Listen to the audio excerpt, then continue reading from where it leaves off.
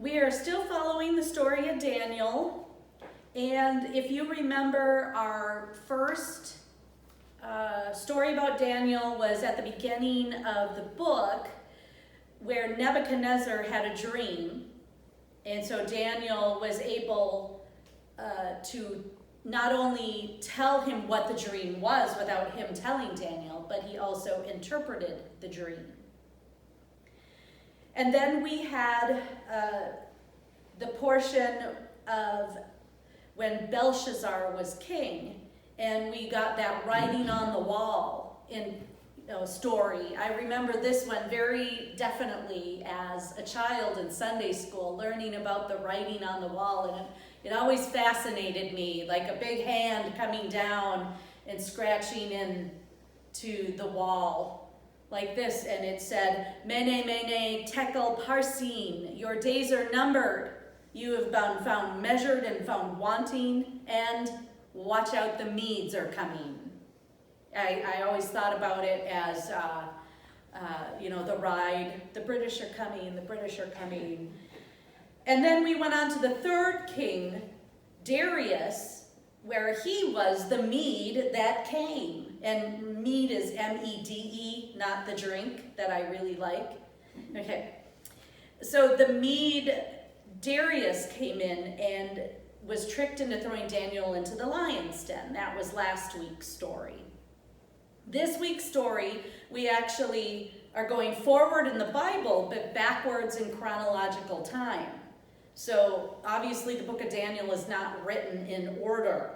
So we're going back to the king Belshazzar, and Daniel has a dream during this reign, and it's very troublesome to him. And when we hear about the images in the dream, we'll find out why it would be so troublesome.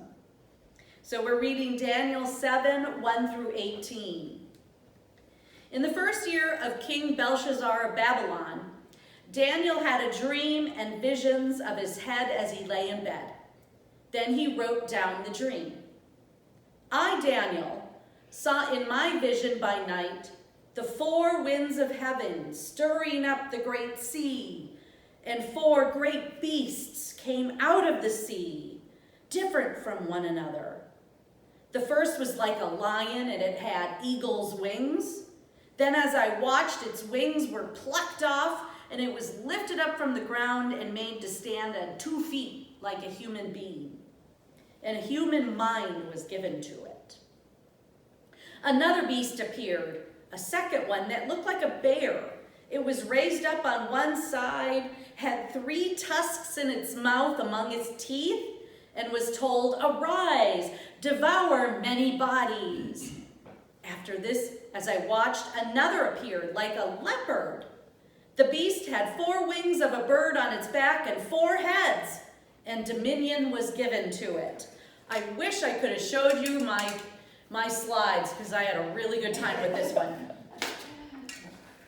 "After this, I saw in the visions by night a 4th beast, terrifying and dreadful and exceedingly strong. It had great iron teeth and was devouring, breaking in pieces, and stamping what was left with his feet. It was different from all the beasts that preceded it, and it had 10 horns. I was considering the horns when another horn appeared, and a little one coming up around them. To make room for it, 3 of the earlier horns were plucked up by the roots.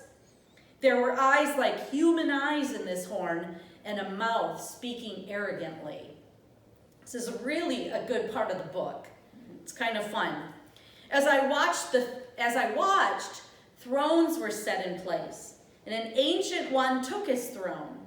His clothing was white as snow, and the hair on his head was pure wool. His throne was fiery flames, and the wheels were burning fire. I kind of have a vision of Stephen Hawking riding around on the air with fire coming out the back of his wheelchair. That's kind of where I was on that one. A stream of fire issued and flowed out from his presence. 1,000 thousands served him, and 10,000 times 10,000 stood attending him. The court sat in judgment and the books were opened. I watched then because of the noise of the arrogant words that the horn was speaking. And as I watched, the beast was put to death and its body destroyed and given over to be burned with fire.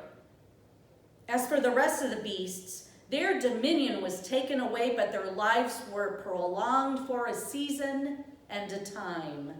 I don't know how long that is, a season and a time. We just pretend we know. As I watched in the night visions, I saw one like a human being coming with the clouds of heaven. And he came to the Ancient One and was presented before him.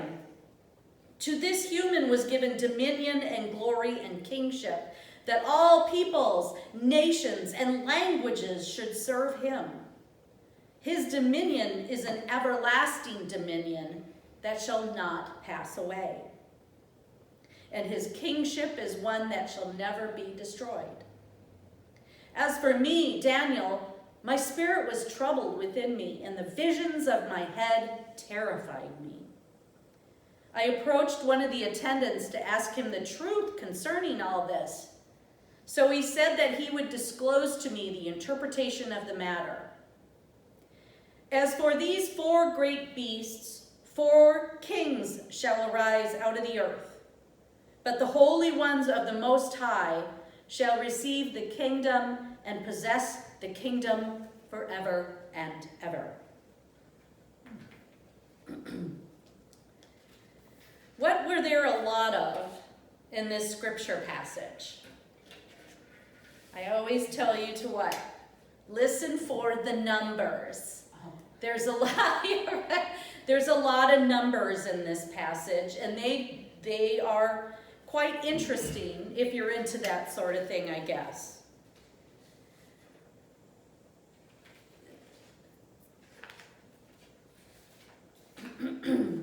As you remember, it's 4 great beasts, and that is the number that was actually explained at the end. So there were 4 kingdoms, and so we conservatively will just guess that those are the 4 kingdoms that were reigning at the time that Daniel was written. First was Babylon, and then Media, and then the third was Persia. And it was interesting because I've always thought that Babylon and Persia were the same thing, but these were actually like different reigns and who was in charge. And then, of course, the last empire was Alexander the Great. So that is why scholars believe that Daniel was written during Alexander's reign. Daniel, probably, if Daniel was a real person, he wasn't alive during Alexander's reign. However, in the liberal theology world, we always say if there is a prophecy, it has to be fulfilled within one lifetime or the lifetime after yours. Because there really isn't any scientific explanation for somebody to tell into the vast future. And that's how liberal theologians think about that. What's really important here is that Daniel is perhaps someone or a story that helps us understand the present. And I think that's really what the prophets were doing. They were trying to explain the present times. So when you read this, you really don't want to get too carried away with apocalyptic literature. Because it's more of a way to explain what's going on now. And like TV shows we're watching now, The Walking Dead, or even the Mockingjay series. This is what could happen in the future if we continue to walk down this road we're in right now. Perhaps climate change or women's rights. There's a lot of good stories about what could happen in the future. So apocalyptic literature is a type of literature in the Bible. So it's really what we see in Revelation. But Revelation carries the Roman Empire. what would happen to the world if Rome was allowed to really break free and do damage in the world. I like apocalyptic literature, and if you're familiar with Neil Gaiman, he writes a lot of it. He's a sci-fi writer. He did the graphic novels called The Sandman, and this was turned into a mini-series that my family really enjoyed. I'm also a fan of Neil Gaiman and Terry Pratchett, another show that was made out of a book called Good Omens, which is a very good watch. It really turns heaven and hell upside down. It's a really good comparison of good and evil. And also we can think about these creatures in the dream by imagining maybe Harry Potter series. When I was thinking about these beasts, I would think about maybe the hippogriff. Hippogriff was a creature that would only appear to people who had experienced death. And so it was an honor to be able to see one, actually. Or perhaps a really scary character would be the Dementors. There would these dark cloaked figures that would suck your soul out through your mouth. So it's just, I know it sounds really strange, but in the sci-fi world, this is social commentary that they're talking about. It's not even for Christians who have read the New Testament. It would be just like listening to a parable that Jesus said. Jesus talked about fiction, and that was his parables explaining the present time to you. So it is actually the same type of thing. And what it really, really talks about, this apocalyptic parable that we're talking about, is the coming demise of the world. But we're not talking about maybe the world ending, like a lot of people are worried about. I'm not a big fan of that type of thought or belief. I think the world will probably end when our sun goes nova, but that's a long way off, a long way off. What these stories really tell us is the ultimate victory of good over evil. That's what we see in Good Omens. That's what we see in Harry Potter or the Mockingjay series. It's good over evil. How do we think about this now? I want to go back to the story real quick and then think about how we should look at this story now. What does it say to us as 21st century human beings, or 21st century Americans more specifically? So what I like about the numbers, they come up, and if you think about it, we come to the first monster, and the monster has the number 2. So the monster stood on 2 feet. Okay? The second monster had 3 tusks in its mouth. Now I'm talking about the little killer bunny in Monty Python. If you're familiar with that story, this was a monster with 3 teeth. So we have 2 and 3. And then the third beast had 4 wings. So to me, the numbers are saying they're going up in number. They're getting more dangerous. And in the end, we come to the monster that had 10 horns. And then they go through all this math, and I did the math, and the monster ended up with 8 horns. So we're still going up in the number. And it had human eyes, and it was speaking arrogantly. So even though it really represented the Greek Empire in the story, I think it might have represented evil amongst humans. So we see a lot of images on the news right now about a human speaking arrogantly. Every single day we see that on the news, on social media. We're inundated with all this hate language. And let's just think for a minute. What would happen if we allow hate language to continue in our world? Pretty bad things are going to happen. I've heard hate language against women, hate language against LGBTQ, and that's just on the street. That's not even on the news. Hate language against different races, it's still going on. And what happens if we don't speak up? It keeps happening, and the evil keeps spreading.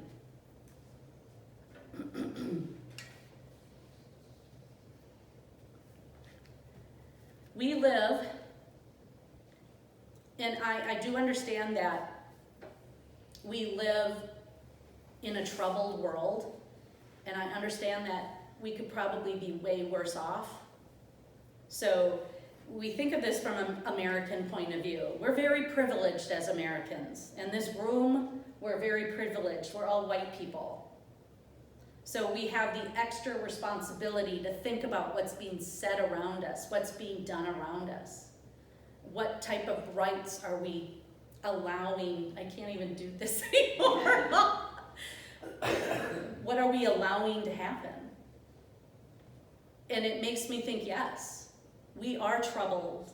Even in America, we're troubled by the speech that's going on. But remember, the person that came at the end of the story.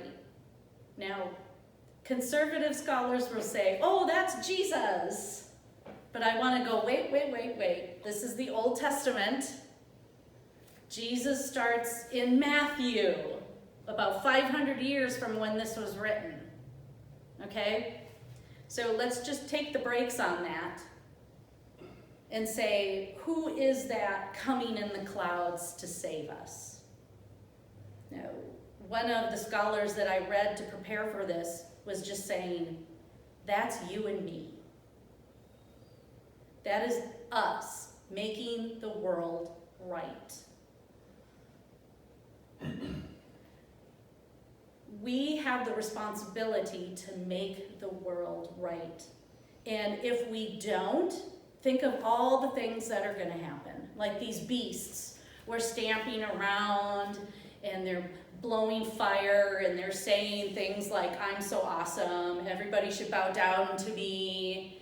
And remember, in the context of Daniel, he's dealing with kings that want to build statues and have everybody worship them.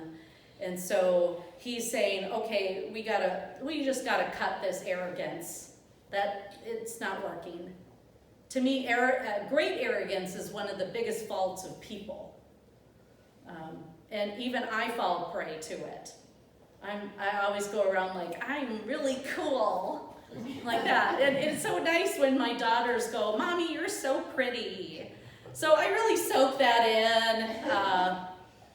And sometimes I feel really good about myself, and other times I'm like, I am so overwhelmed, I don't know what to do. I'm trying to preach really good things here, but nobody's listening. Or nobody's watching my videos, and I wish they would. Maybe they'd get better. I don't know. And what the message also says is we don't have to wait till the end to make things right. Right? This was the culture I was brought up in. We can't wait for Jesus to come back because Jesus is going to fix everything. Okay, that's what that storyline actually says. But when I grew up and I realized that's not really going to cut it. We can't wait until the end to make things better. So what are going to happen to all the little people in the world? And please don't think that I think little people are people that aren't worthy. They're just thought of as unworthy. What are we going to do to make it right? We don't need to wait for the end to confront the beasts of this world. So let's talk about our homework for the week, right? These are just simple questions. All you have to do is think. You don't have to answer anything out loud, or you can text me or something. What are the beasts of this world? I once when I was on a mission trip in Mexico, our leader was a nun, and she only spoke in Spanish. And at one time, and I absolutely understood her sentences. What are we going to do about the beast of the world? And I didn't even need to wait for the translation because the Latin was so clear to me. This is a nun speaking to me, and I have very basic understanding of Latin, but I knew what beast of the world was. And I started to laugh, and the translator looked at me and she said, "How did you know what she said?" And I said, I can't even remember what I said because I can only speak Spanish when I'm in Mexico. That's how I remember it. But I said, the trouble of revelaciones. And then the nun laughed back at me. And then the translator said, "Oh, Bible types." We speak the same language. And so it really makes sense to read the story from a 21st century perspective. What are the beasts of this world? Does anybody want to shout any answers out? I know you know what you want to say, and it's okay. Like I said already, it's arrogance, it's apathy. It's one of the greatest beasts of the 21st century. Consumerism. I know you're thinking of these right along with me. It's covetousness, coveting what other people have. Then that creates a whole series of one-upmanship. I want this, I want that. And Jim and I have been watching a show on YouTube, The Most Expensive Yachts in the World. There are yachts out there that are over $1 billion. Wasn't there one that was like many $billion? And I'm talking like Jeffrey Bezos type, huge things. And there was 2 Russian oligarchs that own yachts over $1 billion. And then they have so much toys on the yacht that they have to buy a sister yacht to carry more toys on, and it follows at about half a mile from the main yacht. And I'm looking at the television, I'm yelling at them. They can't hear me, but that's what I do. I yell at the television. Can't wait to find out when I'm 82 or 93 how much I'm going to yell at the television if I could hear it. I yell at the television, I say, "Why are they spending billions of dollars on a boat when people are starving?" I just can't handle it. That's the beast of the 21st century, where 1% of us can solve the starvation problem in the world, but they're spending their money on a yacht. That's ego, pure and simple. That is, I worked for that money, nobody else deserves it. I have the right because I have the money. That makes me in charge. That's not what America is about. It shouldn't be what America is about. And it shouldn't be what the world is about. It should be about sharing resources. And I know people watching this will probably call me a communist, but I don't care. Yes.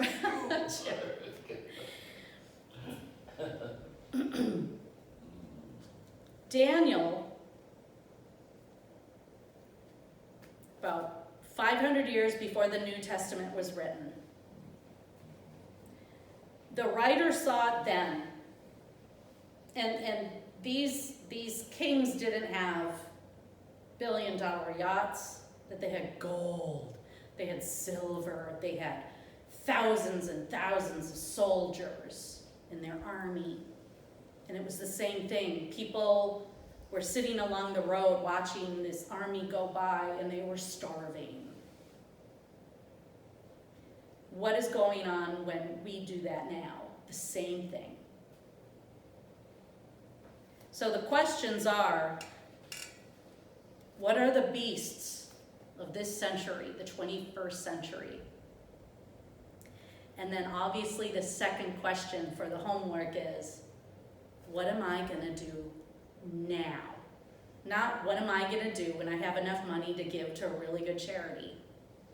Or what am I gonna do when I get rich? Well, I can't ask that because that's never gonna happen. Yeah, right. So what do we see is wrong with the world, and how are we going to fix it? We need to name it, and then we need to help it.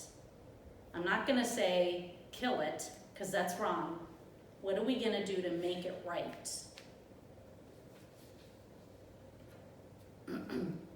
If you want to think of that person that came at the end of Daniel as Jesus, that's fine. Because he did come to this world, and he pointed out all the beasts that were ruining his people. And he was telling each one of them in all his stories, what are you gonna do about it right now? He wasn't talking about later when he comes back, which I'm not part of that club. But what are we gonna do now and make a difference in the world now? Let us pray.